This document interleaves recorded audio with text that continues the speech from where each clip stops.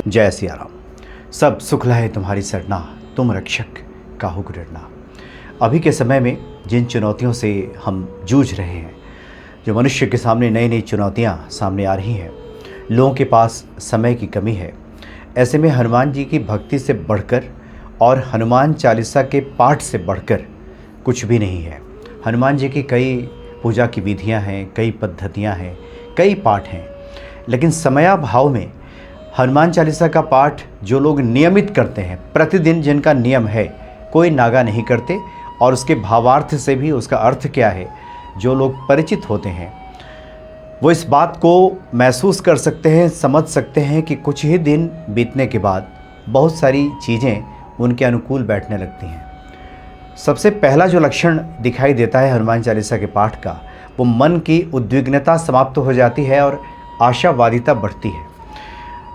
आप देखते होंगे कि जो हमारे बड़े बुज़ुर्ग हैं, छोटे बच्चों को जो पहला आशीर्वाद देते हैं वो यही कहते हैं, खुश रहो, यानी खुशी का आशीर्वाद प्रदान करते हैं।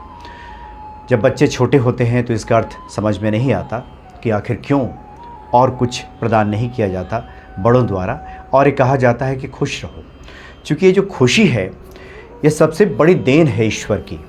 कई बार बहुत कुछ होने के बाद भी हम खुश रहेंगे ही, इसकी कोई गारंटी नहीं है। लेकिन हनुमान चालीसा ऐसा है कि आपको खुशियाँ प्रदान करता है, मन में आशावादिता आ जाती है, प्रसन्नता आ जाती है, एक नया सवेरा आप देखने लगते हैं। और जो लोग भी किसी भी नकारात्मकता के शिकार रहते हैं, उनका मन कहीं नहीं लगता, उद्विग्न लगता है कि अब तो जीने का कोई अर्थ ही समाप्त हो गया है। आपकी आयु कितनी भी हो, उम्र कितनी भी हो, अगर हनुमान चालीसा का नियमित हम पाठ करें तो जीवन का जो वास्तविक अर्थ है वो समझ में आने लगता है।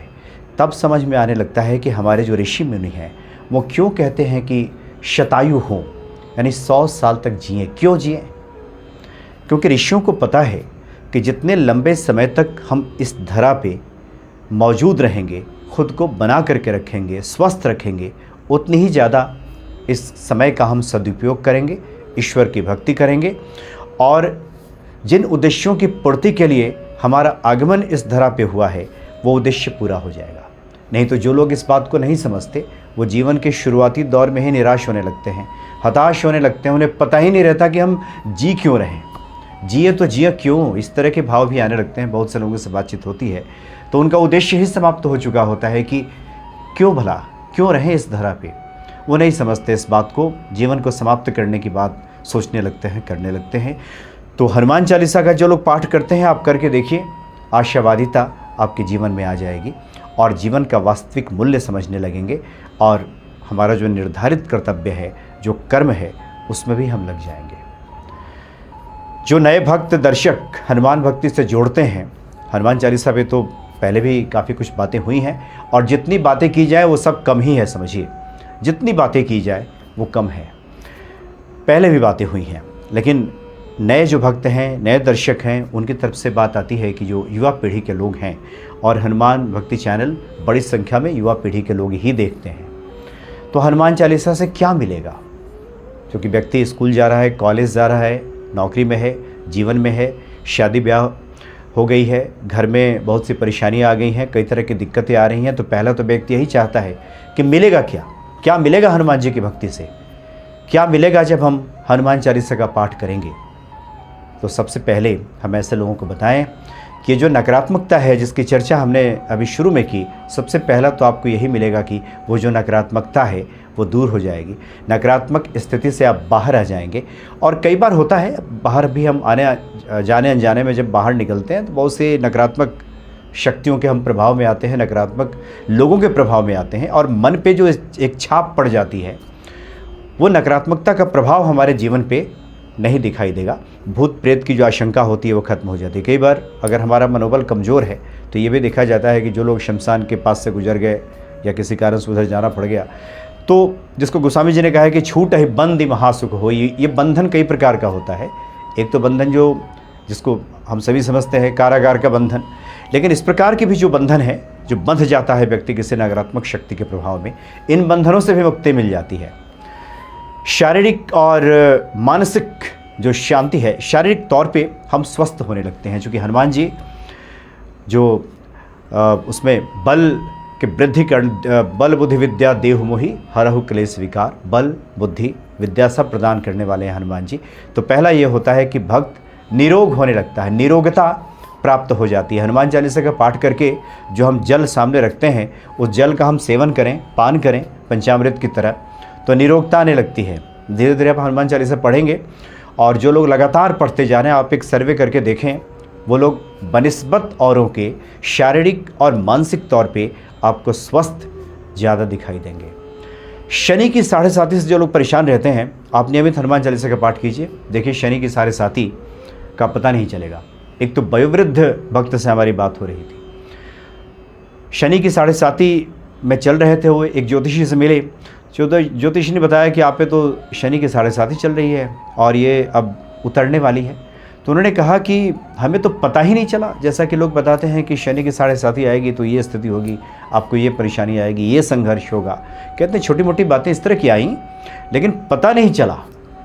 हनुमान जी की शरण में रहने से, बाबा नीम करोली जी महाराज के भी वो भक्त हैं कि उनकी शरण में रहने से पता ही नहीं चला कि कब जो शनि की 7.5 है आई और अब जा भी रही है। तो एक तो है कि इससे भी बचाव हो जाएगा। राहु का जो दुष्प्रभाव है, जिसमें सबसे बड़ी बात ये होती है कि हम भ्रमित हो जाते हैं।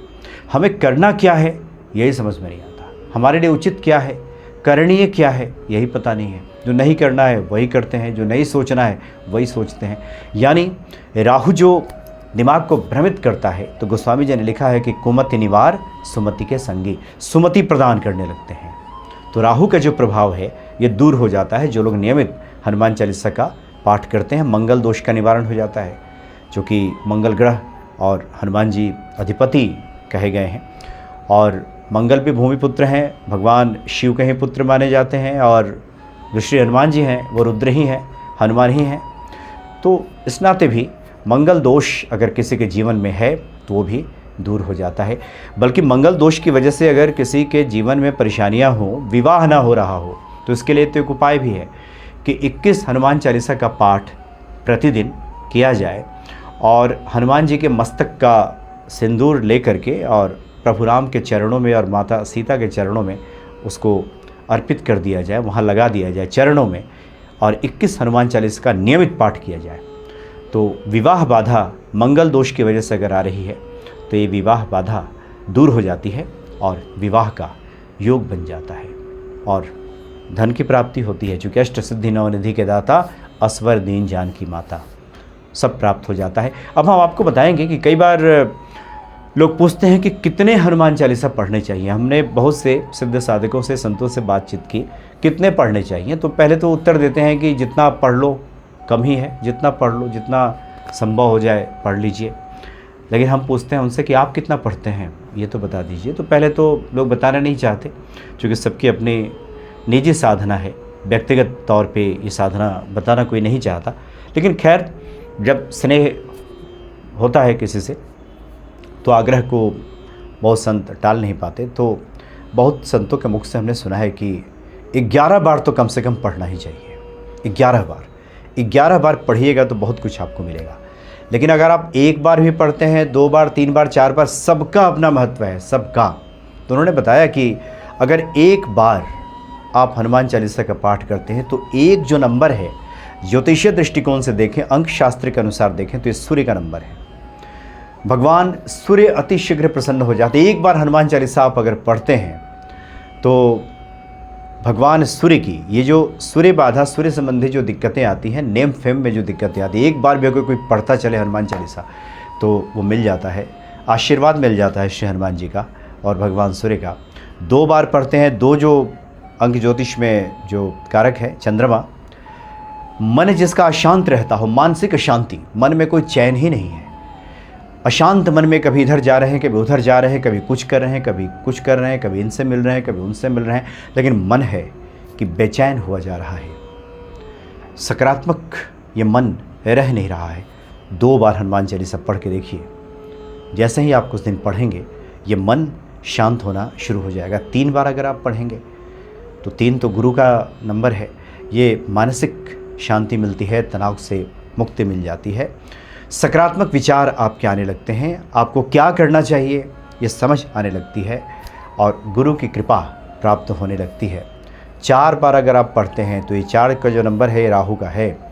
राहु का प्रकोप शांत हो जाता है, घर में शांति आने लगती है, कोलाहल खत्म हो जाता है, एक दूसरे से मेल मिलाप होने लगता है और ये स्थिति दिखती है। अब जो लोग सुन रहे हैं, बहुत लोग हनुमान चालीसा पढ़ते हैं और लिख करके भेजते हैं कि ऐसा है वैसा है, वो करें कुछ दिन। अब ऐसा नहीं कि आज ही करना शुरू किया और वर्षों से बिगड़ी हुई स्थिति है, घर में मारपीट चल रही है वर्षों से, 10 साल 20 साल से बहुत सी चीज़ों को हमने गड़बड़ कर लिया है और अब तब चाहते हैं कि 2-4 दिन हनुमान चालीसा पढ़ लें तो सब ठीक हो जाए। तो ऐसे लोगों को तपस्या करनी होगी, थोड़ा समय देना होगा, धीरज धारण करें और तब पढ़ते रहें तो निश्चित ही घर में शांति आ जाएगी। 5 बार आप पढ़ेंगे तो वाणी की सिद्धि मिल जाती है, आपकी वाणी लोग सुनने लगते हैं, वाणी का प्रभाव बढ़ जाता है, चूँकि बुध का यह नंबर है। मन पवित्र हो जाता है, आध्यात्मिक उन्नति होने लगती है। जो लोग प्रतिदिन 5 बार हनुमान चालीसा का पाठ करते हैं और 6 बार जो लोग पढ़ते हैं, धन वैभव आने लगता है, सौभाग्य की प्राप्ति हो जाती है, चूँकि शुक्र का भी नंबर है 6 नंबर। और अष्ट सिद्धि नवनिधि के दाता, असवर दीन जानकी माता, माता जानकी ने जो आशीर्वाद दिया है श्री हनुमान जी को, अष्ट सिद्धियाँ नवनिधियाँ आप दूसरों को दीजिए। जो आपके भक्त हैं, जो योग्य हैं, जो प्रभु राम के चरणों में हैं, जो उनके द्वारा बताए गए रास्ते पे चलते हैं, जो कि साधु संत के तुम रखवारे, असुर निकंदन राम दुलारे। जो साधु संत के रखवारे हैं हनुमान जी, अगर साधुता जिनके भीतर है, पवित्रता जिनके मन में है, जिनके मन में दूसरों के प्रति दया है, तो ऐसे लोगों को तो धन सौभाग्य सब प्राप्त हो जाता है। हमें बार बार एक बात याद आ जाती है, वृंदावन में वो जो हनुमानगढ़ी मंदिर है, वहाँ के महंत जी से जब हम पहली बार मिले थे तो उन्होंने एक सामान्य बोलचाल की भाषा में कहा था कि जो लोग हनुमान चालीसा का पाठ करते हैं और जो हनुमान जी के भक्त हैं, उनके इर्द गिर्द जो अष्ट सिद्धियाँ नवनिधियाँ हैं डिस्को करती हैं। ये उनके शब्द हैं, डिस्को करती हैं, मतलब घूमती हैं, पीछा करती हैं। अष्ट सिद्धियाँ और नवनिधियाँ हनुमान जी के भक्तों का पीछा करती हैं। 7 बार जो केतु का नंबर है, अगर कोई 7 बार हनुमान चालीसा पढ़ता है तो आध्यात्मिक उन्नति उसकी होने लगती है, ईश्वर के करीब पहुंचने लगता है, इस सृष्टि से वो लयात्मक होने लगता है, इस सृष्टि के साथ उसका एका बढ़ने लगता है, एकाकारिता बढ़ने लगती है, विरोध समाप्त हो जाता है उसका, इस सृष्टि के साथ संघर्ष समाप्त हो जाता है, इस सृष्टि के लय के साथ उसका लय मिलने लगता है। जो लोग प्रतिदिन 7 बार हनुमान चालीसा का पाठ करते हैं और जो 8 बार करते हैं, जो शनि का नंबर है, तो भगवान शनि की प्रसन्नता हमें प्राप्त होने लगती है, शनि बाधा दूर हो जाती है। कार्यों में अगर विलंब चल रहा है तो कार्यों का विलंब भी दूर हो जाता है। और 9 बार जो हनुमान चालीसा पढ़ते हैं, जो मंगल का नंबर है, तो सब मंगल ही मंगल होने लगता है। 9 बार जो लोग हनुमान चालीसा का पाठ करते हैं, मंगल दोष समाप्त हो जाता है, शांति आती है, जो लड़ाई झगड़े जो होते हैं वो सब खत्म होने लगता है। 10 बार अगर कोई हनुमान चालीसा पढ़े तो ज्ञान और बुद्धि की वृद्धि होती है। और 11 बार अगर कोई प्रतिदिन हनुमान चालीसा का पाठ करता है, तब तो श्री हनुमान जी का विशेष कृपा पात्र बन जाता है।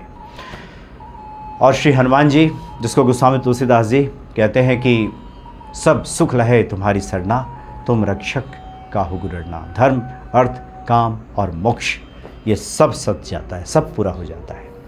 तो बड़ा अद्भुत है श्री हनुमान चालीसा। जितनी भी बातें की जाए कम है। काफ़ी दिनों से इधर आग्रह आ रहा है कि हनुमान चालीसा के भावार्थ पे बातचीत हो, प्रत्येक पंक्तियों पे, प्रत्येक चौपाइयों का क्या अर्थ है, गोस्वामी जी ने क्या कहा है उसमें, और प्रत्येक चौपाई का हम प्रयोग किस प्रकार से करें और किन मनोरथों की सिद्धि के लिए किन विशेष चौपाइयों का हम प्रयोग कर सकते हैं, इस पर भी बातचीत हो। तो आगे कड़ियों में हनुमान जी की प्रेरणा रही तो ज़रूर हम इस पर भी बात करेंगे।